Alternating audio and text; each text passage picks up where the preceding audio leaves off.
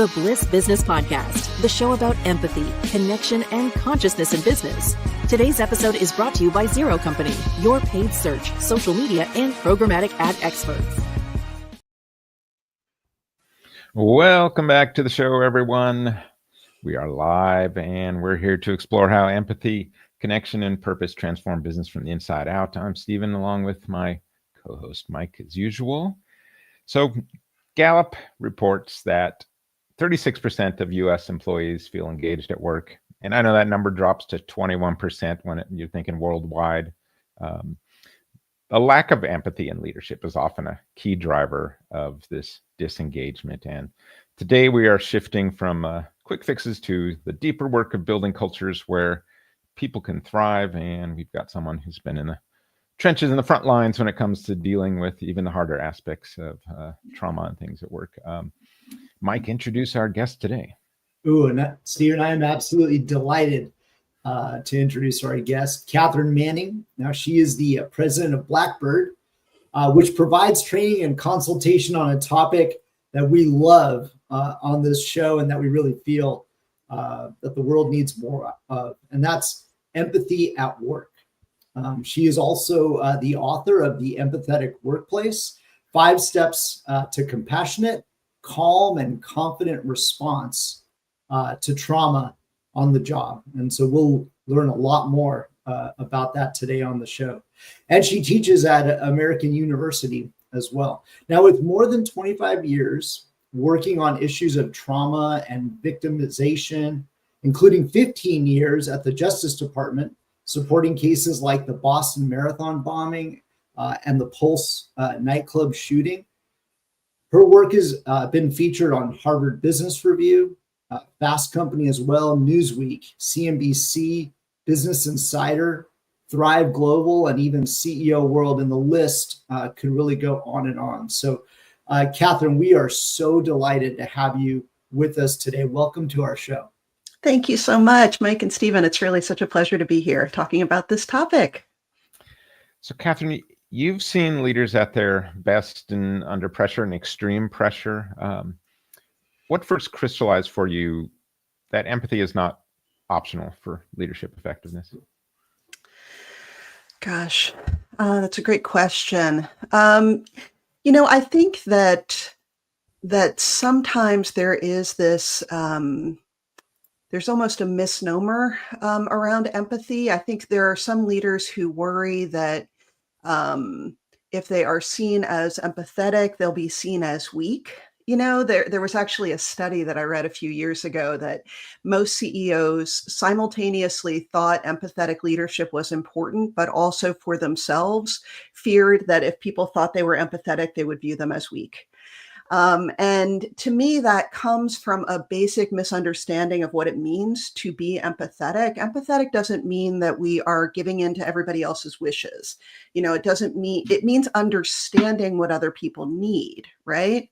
The definition of empathetic leadership, I use in my work is that it means understanding, striving to understand what other people need to thrive, right? And trying to give them what they need to thrive, understanding that what somebody else needs to thrive might not be what you need to thrive, right? People need different things in the workplace in order to thrive. And it might be that what this person needs to thrive is something that is different than what they have right now. It might mean that you need to switch their role. Maybe they need to be in a different kind of format, or they need to, it might mean some sort of change in their work environment or their work responsibilities. It doesn't mean that we avoid facing difficult decisions at all. It means being clear-eyed about those decisions and willing to confront them head on, but with that goal of understanding what is really going on in this situation, including what it is that this person needs to thrive. And I think particularly right now, given what we've gone through over these last 5 years, I sometimes say it's like the 2020s. It feels like trauma is just everywhere. It's like the air that we're breathing ever since the 2020s started with COVID and George Floyd and like all these, environmental disasters and political upheaval and global violence and mass violence, all these shootings and everything. And it's just over and over and over again, we've had all of these incredibly traumatic events that have shifted our workplaces, and really, I think, brought mental health into our work environments in ways that it hasn't been before. I mean, particularly the pandemic, we were literally seeing into each other's homes. You'd hear the baby crying in the next room in a way that you didn't in most work environments before. So I think it's hard to just go back to what it was like in 2015 now. And because of that, I think it's really essential at this point for every leader and really every person to understand that we have to develop a sense of the humanity of the people that we're working with, a desire to meet them on a more human level, to try to support them on a more human level. And the thing that is pretty incredible about that is when you do that, three pretty amazing things happen. One is individually we do better, right? When we feel supported as humans, not just like, hey, can you get me that thing by Friday? But like, actually, I care about you as a human. Individually, we thrive, we do better, our well-being goes up. Two, trust between us as colleagues skyrockets, because if I believe you care about me as a human, then I trust you a lot more.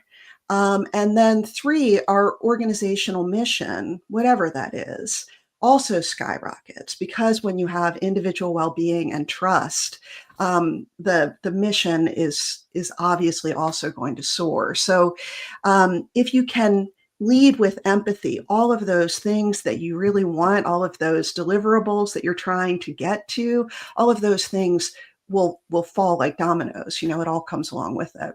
Mm-hmm. Great points. And yeah, I love your point there too.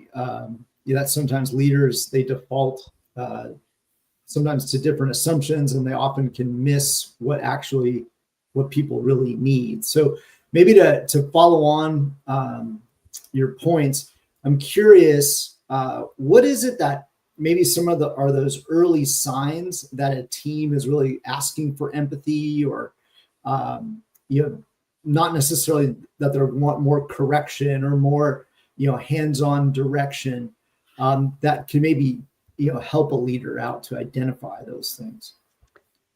I mean, so sometimes it'll be something going on internally that the leader should, I think, be well aware of. I mean, if you know that there is some huge change happening in your organization or in your industry, you should assume that your team is going to need a little bit of extra support. So there are huge layoffs happening in your industry. You're going to assume that your team is going to need a little bit of extra support around that, whether it's affecting your organization or not. Or maybe it's even like an office move. You may not think that seems like such a big deal to you, but maybe for some of your team members, that means kids are, like their entire routine of where your kid goes to school and how you're getting them there, and huge upheaval is going to affect their lives if this office move happens. So understand that any sort of big change, there's going to be a need for more empathy and more support. And then in addition, look at things happening out in the world. So, we unfortunately just had another mass shooting in a school in Minnesota yesterday here in the United States. That is going to affect people in that community, but also people who have family members, loved ones in that community. Also anybody who has had a loved one who's lived through a school shooting, anybody who's got kids in school that they are sending off that next day.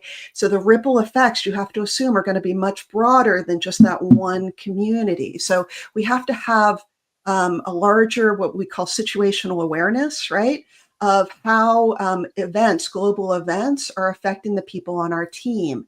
And so one of the things I always like to do is just assume that we don't always know how things in the world are affecting everybody that we're working with. And so to start off with just, hey, can we have an open dialogue on this team about how we're doing in terms of mental health. And one of the ways that I have loved to see teams do this is they have standard language for it.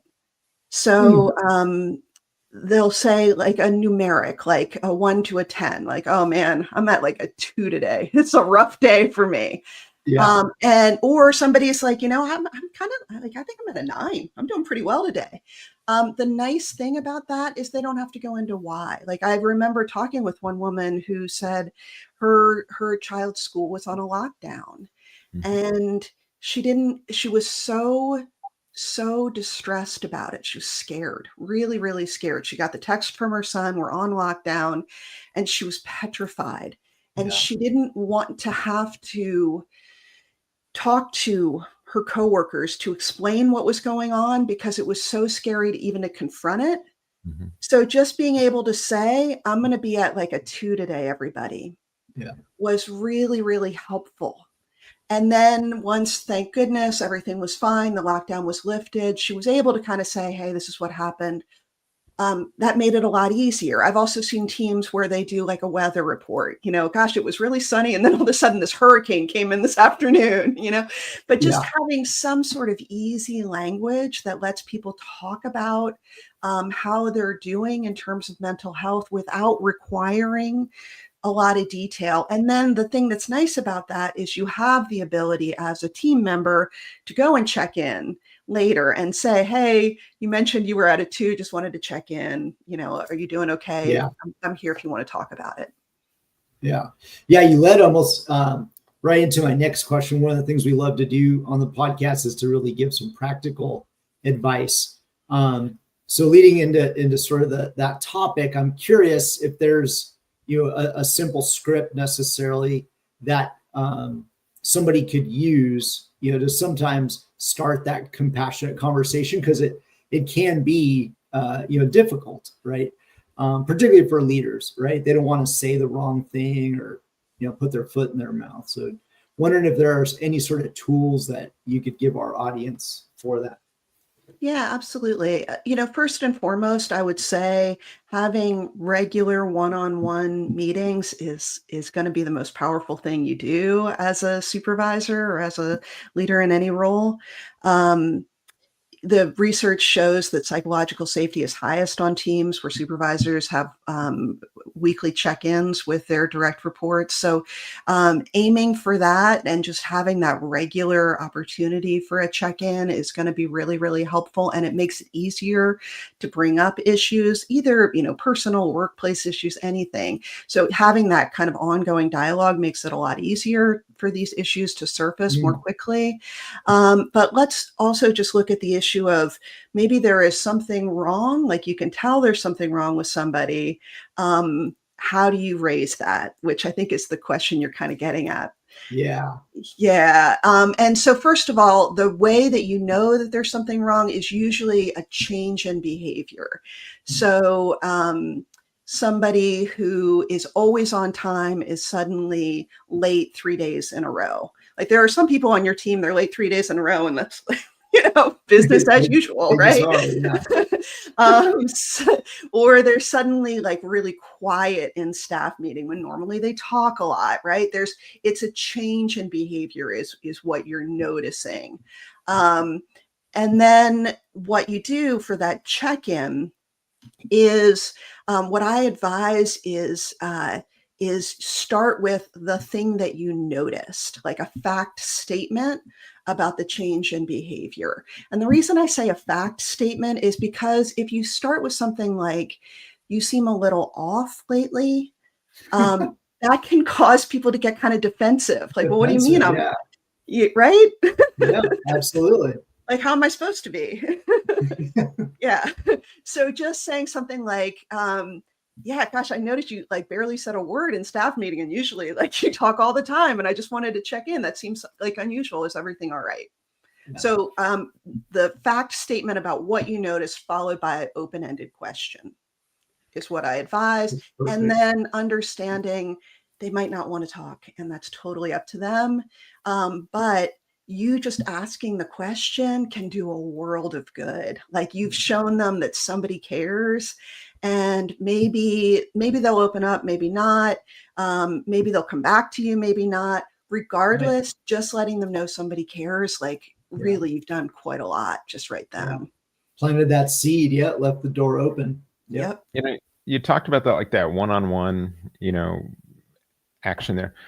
But how do we build like a system at scale to kind of operationalize empathy, to go beyond that? You got a lot of big companies, a lot of people in charge of. How do we operationalize this kind of at scale? Any systems or rituals or processes that you'd recommend? Yeah, I mean, so I feel like, I do a ton of training on this, right? And what I say is that the 3 pillars of empathetic leadership are acknowledgement. So creating an environment where people feel heard. I'm going to do the high level and then we'll go deeper.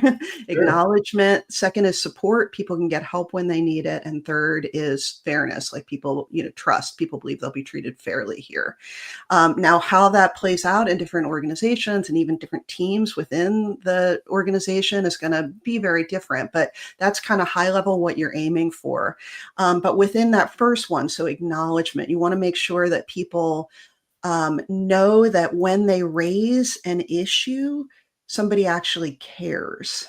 And to me, one of the most important things beyond that, having those weekly check-ins is making sure that if somebody is sharing something hard, like they go to somebody to share either like, there's something really difficult going on in my personal life, like my spouse is dying, something like that, or something difficult in the workplace, like I'm being harassed by a colleague, that they are met with a compassionate response, like an acknowledgement, somebody is hearing them, is really, really important. And so that this is a topic I wrote a whole book on. That's my book, is the Empathetic Workplace, 5 steps to a compassionate response to trauma on the job. And those 5 steps are listen. So, compassionate listening, acknowledgement. So I hear you. Thank you for sharing is what that looks like. Then share information, like sharing information is like, this is where you go for next steps. This is how you file a complaint, or, we take these issues very seriously. You're sharing issues, you're sharing information back with them. The next step is empower with resources. Like, so we've got an EAP program, right? This is where you get mental health support. This is where you get security resources. And then the final step is return. This is both literally returning later, check in on them. Thank you for sharing that before. How are you doing now? And also importantly, return to yourself. Taking care of you is really, really important as you're supporting others. So you got that: listen, acknowledge, share information, empower with resources, and return. Okay, so that's all in that first pillar on acknowledgement, making sure people feel heard when they do share something. And to me, it's essential. Everybody in an organization should have those basic skills. I feel like that's like, it's like the, I think of it as like the EMT, like mental health EMT skills. Like you're there, you're on the scene, like you provide some immediate support, and then you get them onto the experts. That's kind of the way I see it. And then support, that second pillar, is about making sure you have the resources available and you're reducing the barriers to accessing them. So you've got like an EAP program, you've got, some sort of like the kind of programmatic, those resources, and you're making sure people know what they are, and you've made it as easy as possible for people to access them.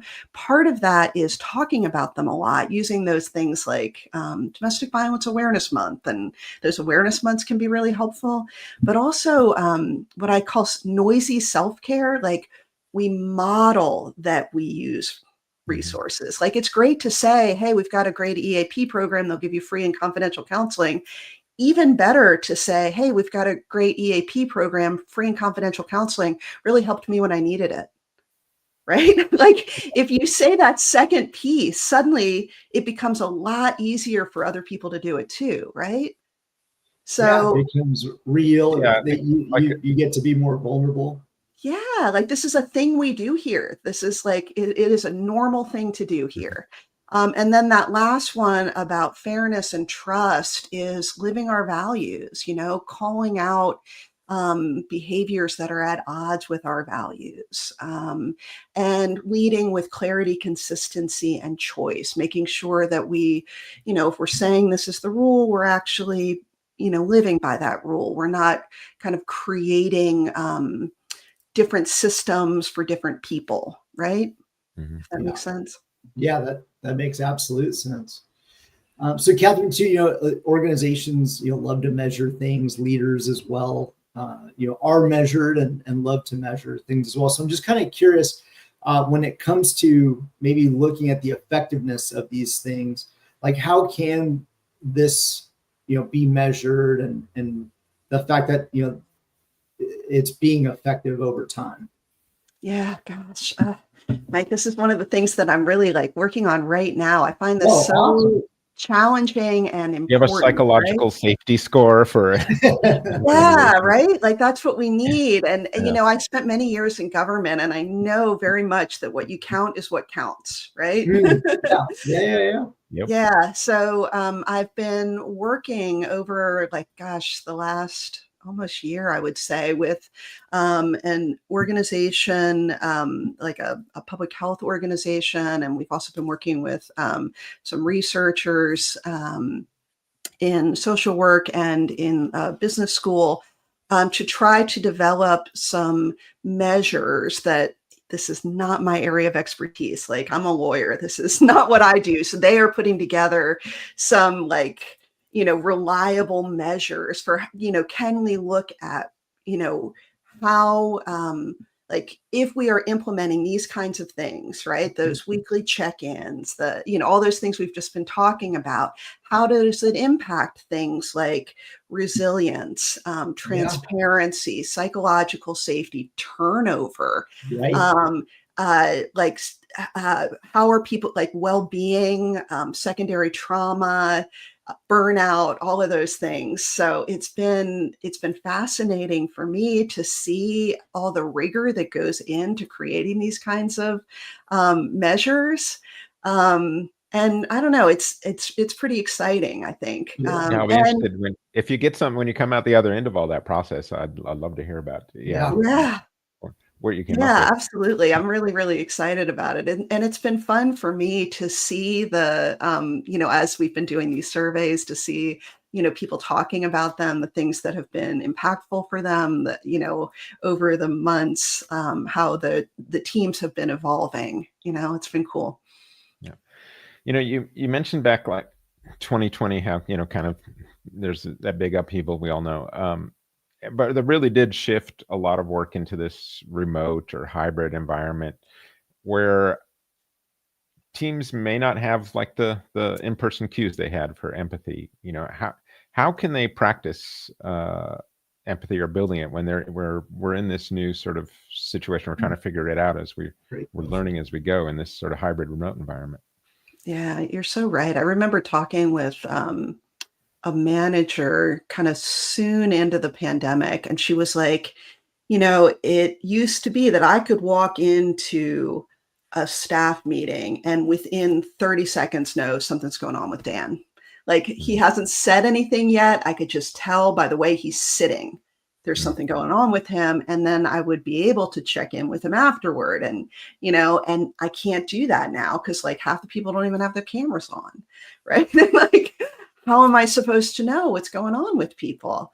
And so I think you're right. There are a lot of challenges around that. Also, though, there are some opportunities to it as well. The thing that you can do on Zoom or Teams that you can't really do in a in-person staff meeting is send a direct message. You can send a little direct message to Dan, who normally has his camera on and doesn't today, to say, hey, just checking in, everything cool today. Obviously, it's fine if you don't want to put your camera on, but just wanted to check in, right? And you can have a little subtle check-in in a way that you wouldn't normally be able to. But I do think we have to take a little bit more deliberate effort on this front. For some people, that's going to mean more phone calls or more, Zooms or Teams meetings. For some people, it's going to be having, I've seen teams just do some really incredible things. Like they'll do, one of my friends they do these trivia things like every Friday on Teams. They do these quick trivia things as like a team building thing. There are like other things that people are doing to try to build these like camaraderie and things that you can do online. So trying to come up with new and kind of more innovative ways of team building in this era. I just think that we have to be a little bit more deliberate about it and make new use of the new tools, and also recognize that there are maybe some new, advantages of it. I teach, right? I'm an adjunct at American University, and my first class that I taught in the pandemic, I was like, how am I going to do this? I'm so used to that environment in the classroom, and I really, really loved it. And just having this Zoom school, I thought we're never going to get this environment. And I insisted everybody has to unmute themselves and talk. And in the very first class, one of my students unmuted himself and spoke, and he had a very, very severe stutter. And I thought, oh, I feel like such a jerk that I forced him to do that, And I, and then I never forced it again. And I realized that there are lots of people who, having different ways of interacting is really much more inclusive, right? It's bringing a lot more people in new ways. And so let's be grateful for that too.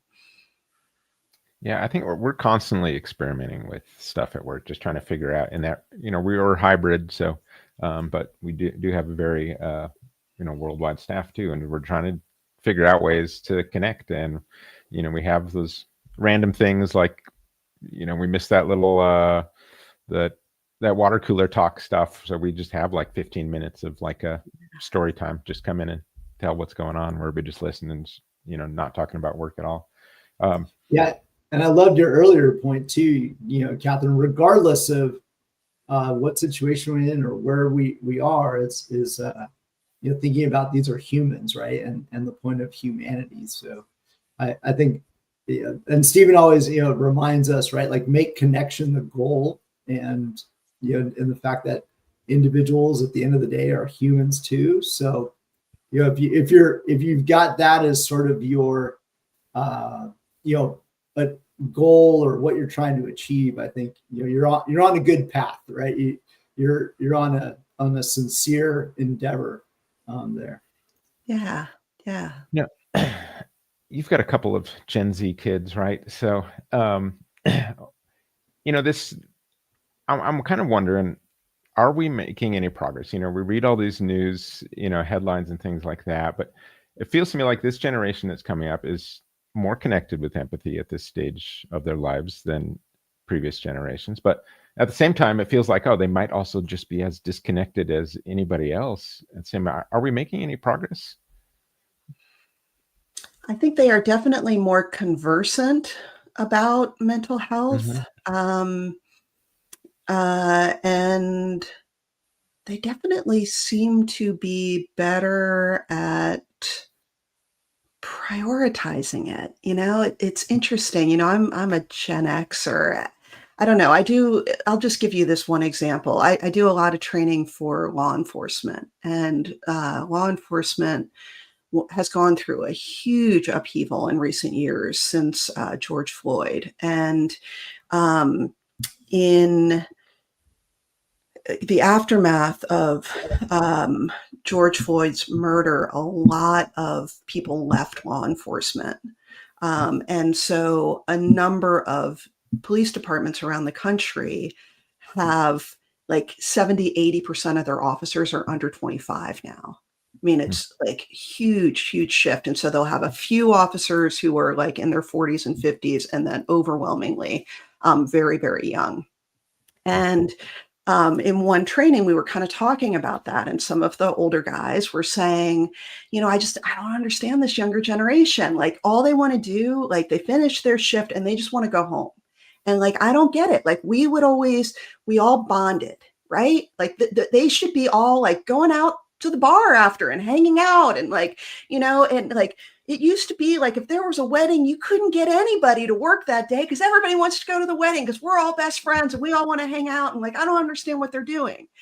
And, and so let's talk about that. Why are they not hanging out together? They should be supporting each other. And then another guy raised his hand and he was like, yeah, no. Another guy, kind of our generation, like the Gen Xers in the room. He was like, I hear that. And he's like, but two things. He said, one, like a lot of them, they can't afford to live where we do anymore. Like they've got an hour commute now. Like, and two, like, he's like, I was talking to one of these younger guys and, he's like, do I want to like go hang out at the bar after the shift? I don't know. He's like, I kind of just want to go home to my dog. Yeah. And he's like, and when I look around at the guys of our generation, it's like, we got multiple divorces. How many alcoholics? Like, I don't know. Like, is that better? I'm not really sure. Like, yeah. In fact, I had just heard, it's funny you say that too. I just heard a study this morning, right, about the drop in alcohol consumption from these younger generations. Yeah. And as well, right, it's for the purpose that they just don't want to do that. Yeah, exactly. And so like maybe they're dealing with the harder stuff a little bit earlier, and so we are seeing like higher rates of depression and anxiety and all of that stuff, but maybe it's that they're dealing with it a little bit more authentically earlier. I don't know. Yeah, that's what I'm wondering. Just because, I think they're coming online with some of that empathy and stuff a lot sooner than I think previous generations. So that could be, that they're getting into these other stages of things that are important to them a little sooner too. But and is it disconnection or is it not? It's kind of I love that example you gave. It's very it's a great example. Yeah. So Katharine, maybe turning to a topic that we love to talk about it at our agency and as well every time on this podcast is kind of the importance of purpose. And so I have sort of like a multi-pronged question for you. So first off, what is the role of having a well-defined purpose, would you say? And then I'm actually quite interested in sort of the deeper purpose of the work that you do at Blackbird and with your book. Can you tell us a little bit more about that? Yeah, absolutely. My own purpose, I came from a family history of domestic violence, and I was very, very fortunate that my mom had the resources and the wherewithal to leave. And I grew up in a safe home. But basically, as soon as I got to college, I started volunteering at the local domestic violence shelter. And it was that work that pushed me to go to law school and ultimately led me to the Justice Department, where I did work with crime victims for about 15 years. And I was just so fortunate to be able to see, first of all, incredible, talented, wise, compassionate, open-hearted victim advocates who would just meet people in the most devastating circumstances you could even imagine and do it with such grace and love and courage.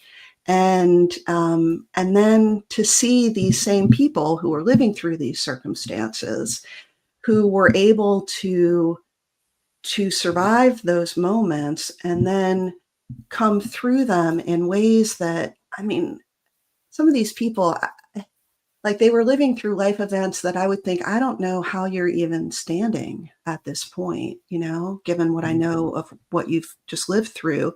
And they would come through it and do these amazing things, like they would pass laws or create foundations or make these like incredible works of art and support other people, become victim advocates themselves. And, it just, it really, it continues to just astonish me, right? Yeah, I was going to ask as well, kind of a follow on. So in terms of your purpose, how have you seen it, I guess, aid you in making a decision, one way or the other, or even, the way that you teach other leaders? Yeah, I mean, to me, it's always about the humanity of the moment, and it's always the humanity and the connection, right? And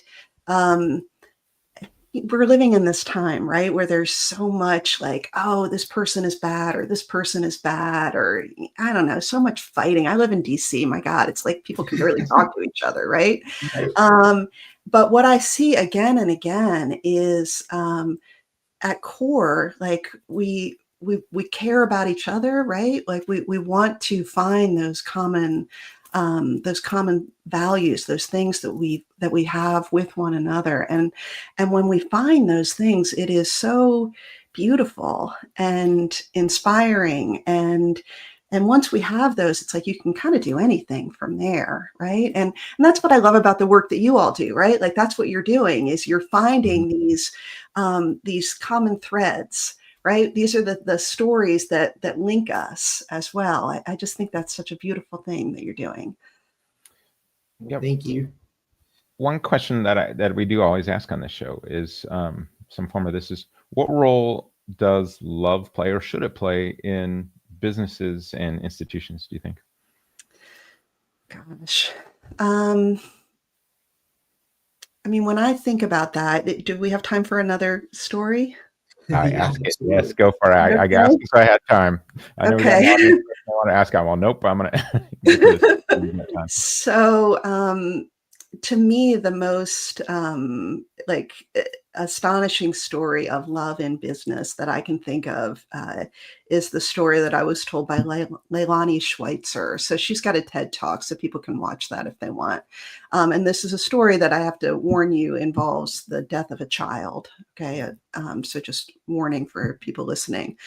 So Leilani was living in Arizona, and her infant son, 19-month-old Gabriel, became very ill, and her local hospital was not able to treat him, and she drove with him through the night to get to Stanford Children's Hospital because they are such a world-renowned children's hospital, and she wanted to take care of her child and wanted him to be safe. And she got there and sort of arrived with this sense of relief, like I can now hand him over and he will be safe. And the nurse who was caring for Gabriel saw how exhausted Leilani was and how exhausted Gabriel was. And she, in her desire to care for them, she silenced the alerts that were, he had all these electrodes and things all over his body. And every time he would roll over, alarms would go off. And so she silenced them. But what she didn't realize was she accidentally silenced them everywhere, including at the nurse's station and on her own pager. And so what that meant, unfortunately, was that Gabriel's heart stopped and nobody was alerted. And so he passed away. And Leilani fell asleep, and she woke up to, all of these medical professionals rushing in, and he had died.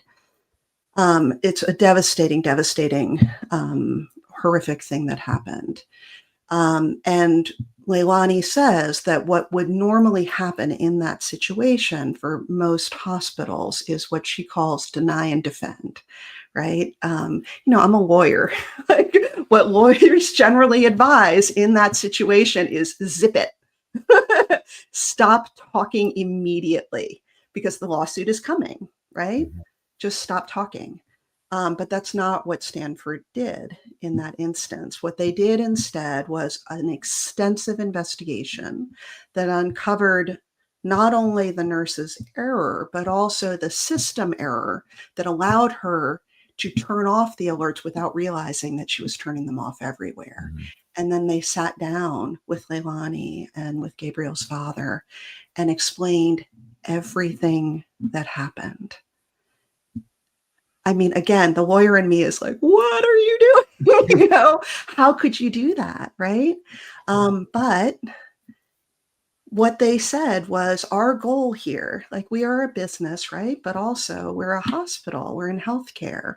One, we want to understand, we want to uncover errors. Like, that's part of our goal, is to make sure errors don't happen. And also, we're humans. And this was a devastating thing that happened, and we want to be humans in this moment. Leilani did not sue Stanford, and in fact went to work for Stanford and became a liaison in that role. So her role became working with families where there had been some sort of unexpected medical error that led to an adverse health outcome. And she did that role for many, many years. And she said it, one, was so much more compassionate and loving and respectful for the families living through these devastating circumstances. Healing, right? Two, healing somewhat unexpectedly for the healthcare providers as well.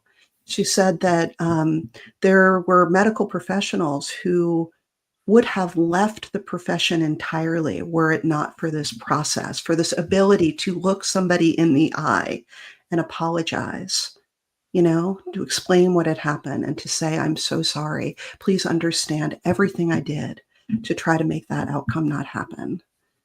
Who stayed in healthcare because of their ability to do that, to kind of take ownership and have that conversation.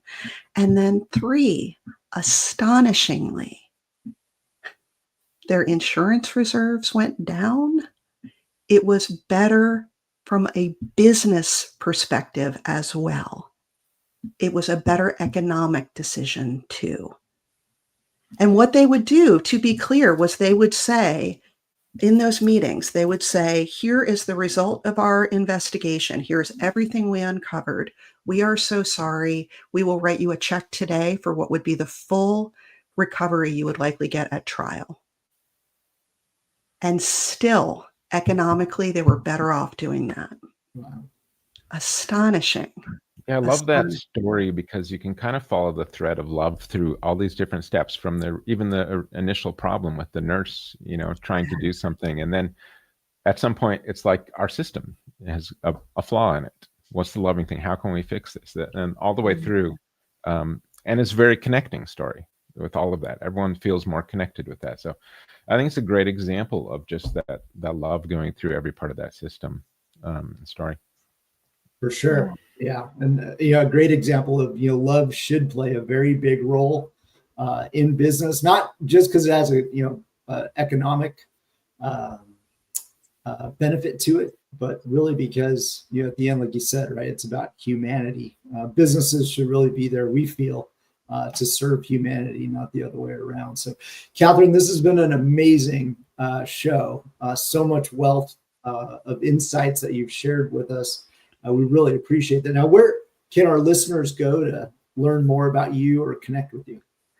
So KatharineManning.com is my website, or if people are interested, every Thursday at about noon Eastern time, I send out a text message that's just about empathy, leadership, resilience, all of these things. It's just a little a moment every week to kind of remind yourself about these issues. Sometimes I share articles or quotes or tips or whatever. So if you're interested in joining that, you can unsubscribe anytime, but just text the word Blackbird, which is my company name, to 833-975-1945. So that's 833-975-1945, and you'll join the text list. Katharine, thank you. This is a great, just love the conversation today. Thank our audience too for joining us. Sorry I didn't get to that audience question today, but I know we're pressed on time, but I really wanted to get to that question. I'm glad I did. So if today's conversation helped you think differently about empathy and leadership and love in business, share it with someone who would benefit. And we will see you next time on the Bliss Business Podcast.